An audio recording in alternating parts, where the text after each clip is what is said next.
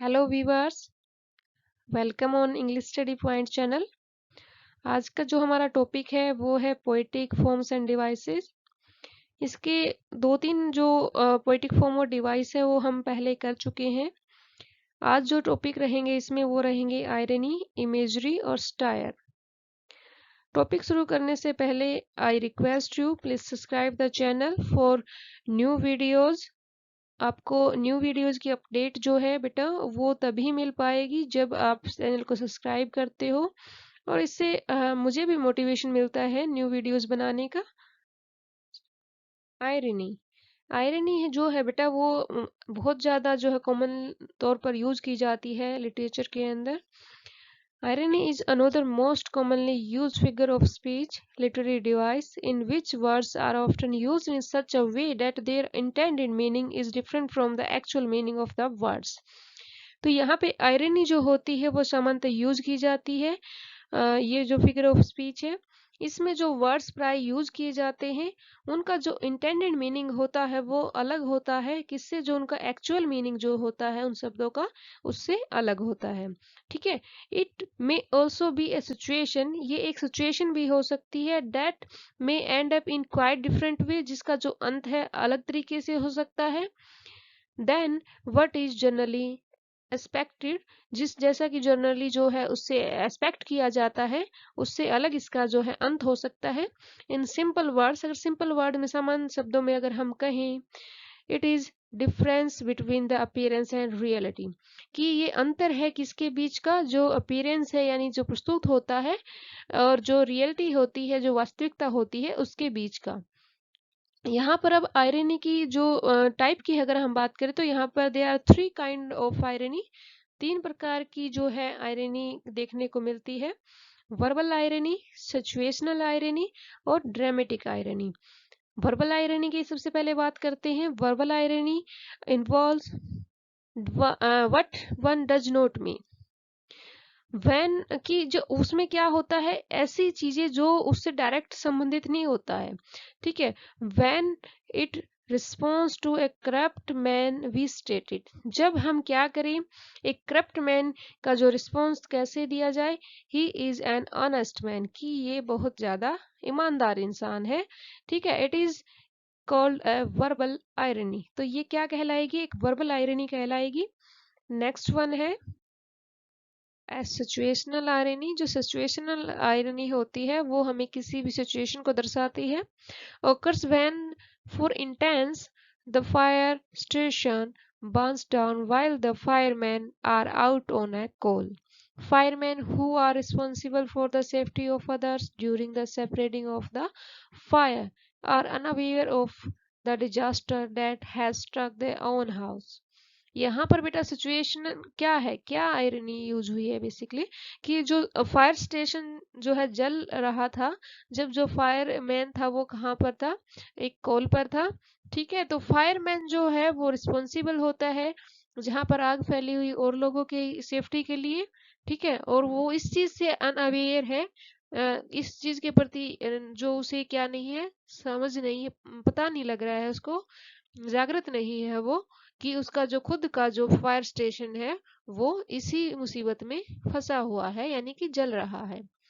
ए dramatic irony, जो dramatic irony है वो बेटा वो लिटरेचर की जो हमारी लिटरेचर जो होता है उसके अंदर यूज होती है। Occurs when the character are oblivious, यानी कि बेखबर होते हैं, ऑफ द सिचुएशन, किससे, सिचुएशन से जो बेखबर होते हैं।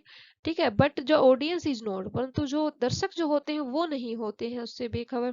फॉर एग्जाम्पल, एग्जाम्पल के लिए इन रोमियो एंड जूलियट, रोमियो और जूलियट के अंदर we know much before the character, कि हम कैरेक्टर से पहले ही हमें पता होता है that they are going to die, कि वो क्या करने जा रहे हैं, मरने जा रहे हैं।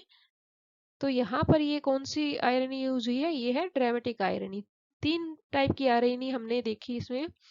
फर्स्ट जो थी वो वर्बल आयरनी थी, सेकंड है सिचुएशनल आयरनी और थर्ड वन है dramatic irony. Imagery. Imagery is used as a figurative language to signify object, actions, and ideas in such a way that is appeal to our physical senses. Imagery जो होती है बेटा वो एक figurative language के तौर पर यूज होती है किस चीज को साइनिफाई करने के लिए, चिन्हित करने के लिए, ऑब्जेक्ट, एक्शन और आइडिया को। और उसको हम किस चीज से अपील कर सकते हैं, अपनी किससे उस चीज को फील कर सकते हैं, अपनी जो फिजिकल जो सेंस है उससे हम उसका पता कर सकते हैं। For example, there was dark and dim in the केव।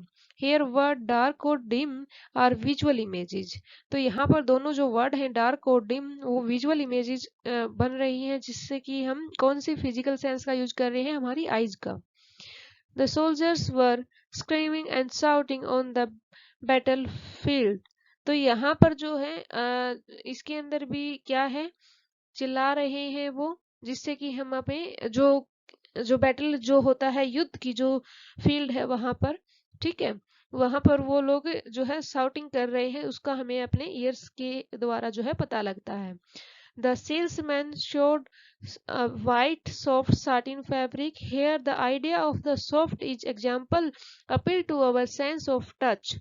यहाँ पर हमारी किस सेंस को अपील कर रहा है, टच की सेंस को जो है अपील कर रहा है। आगे है the fresh and juicy mangoes are really sweet. यहाँ पर जो जो फ्रेश जो क्या होते हैं, मैंगो जो होते हैं वो कैसे हैं, स्वीट हैं। जूसी और जो स्वीट है वो एसोसिएटेड है किसके साथ, मैंगोज के साथ, ठीक है। Have an effect on our sense of taste. वो किस चीज के प्रभाव से हमें उसका पता लग रहा है, टेस्ट जो है, हमारी जो सेंस है जिससे हम टेस्ट कर सकते हैं, उससे हमें उसका टेस्ट का पता लग रहा है कि वो स्वीट है और जूसी है। Style. Style is generally used by writer to expose and criticize stupidity and corruption of an individual society by using humor, irony, exaggeration or ridiculous. Style जो है सामान्यतः यूज किया जाता है, किसके द्वारा यूज किया जाता है, राइटर्स के द्वारा यूज किया जाता है एक्सपोज करने के लिए, क्रिटिसाइज करने के लिए।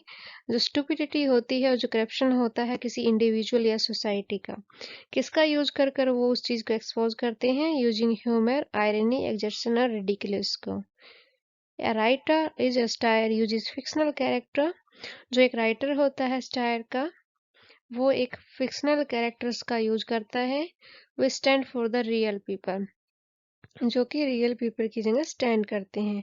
टू एक्सपोज, किसको करने के लिए, एक्सपोज करने के लिए। एंड कंडेमनिंग देयर करप्शन, और उनका जो करप्शन है उसको एक्सपोज करने के लिए। A satire can be directed towards a person, a country और इवन एंटायर वर्ल्ड। एक स्टायर जो होता है वो क्या कर सकता है, एक पर्सन के लिए, कंट्री के लिए, इवन पूरे संसार के लिए भी यूज किया जा सकता है। वी ऑल आर विटनेस, हम सभी इस चीज के गवाह हैं। Cartoons in everyday, newspapers, magazine and television and other social media that criticize some actions, political figure in the comical way. तो यहाँ पर जो है बेटा हम इस चीज को देखते ही हैं, कार्टून्स को, एवरीडे जो न्यूज़पेपर जो हम पढ़ते हैं, मैगजीन जो होती है, टेलीविजन या सोशल मीडिया जैसे इंस्टाग्राम वगैरह पे भी आपको जो है कार्टून्स देखने को मिलते हैं। पॉलिटिकल जो फिगर होते हैं उनके जो है कॉमिकल जो वे में उनका जो है क्रिटिसाइज किया जाता है, उनके जो एक्शन होते हैं यानी कि जो उनके कार्य होते हैं, तो उन पर भी जो है स्टायर बनाने के लिए किनका यूज किया गया है, कार्टून्स का यूज किया जाता है। एग्जाम्पल ऑफ स्टायर, व्यंग्य का जो एग्जाम्पल है लिटरेचर के अंदर जो सबसे फेमस है वो है अलेक्जेंडर पोप का the ref of the lock. Alexander pops the ref of the lock is one of the finest example of poetic style in which Pope satirized the upper middle class of 18th century England, जिसमें कि जो pope ने क्या किया है, उन्होंने upper middle class जो है 18वीं शताब्दी के अंदर इंग्लैंड के अंदर उसको उसके ऊपर व्यंग किया है उन्होंने। ये एक पोएटिक स्टाइल है बेटा, काफी जो अच्छी क्रिएशन है, अलेक्जेंडर पोप की फेमस क्रिएशन है ये। Well viewers, thanks for watching. Channel को प्लीज सब्सक्राइब कर दीजिए, जिससे कि मुझे भी मोटिवेशन मिलता है आप लोगों के लिए वीडियोस बनाने का। और आपको जो भी जो टॉपिक आपके रह जाते हैं सिलेबस से, जो उनकी जो भी अपडेट आती रहेगी, जो भी अपलोड होंगी, उनका आपको भी जो है पता लग जाएगा। इससे वो आपके नोटिफिकेशन बार में जो है शो हो जाते हैं जब आप चैनल को सब्सक्राइब करते हैं। Okay, thank you.